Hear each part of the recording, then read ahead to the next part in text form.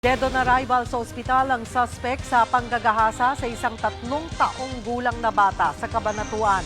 Ito'y matapos umanong manlaban ng suspect na si Ariel Viquera sa mga pulis. This is Pinoy Extreme.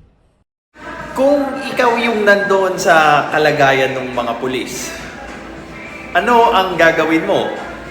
A. Makikipag-inuman. B. Usap. C. Gaganti ka ng putok. Kwento nila, nang agaw ng baril ang suspect at namaril ng pulis sa loob ng istasyon.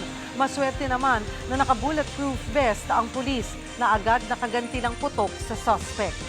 So, kasama sa due process yung pagganti ng putok, especially if nasa alanganin yung pulis or yung sundalo. And again, the more violent yung reaction ng kriminal, of course, we need to put an equal or more force para mapahinto natin sila. Because if not, it might cause more harm, more trouble, and even the life of an innocent, or if not, yung tagapagpatupad ng batas natin. This is Pinoy Extreme. Have a good day.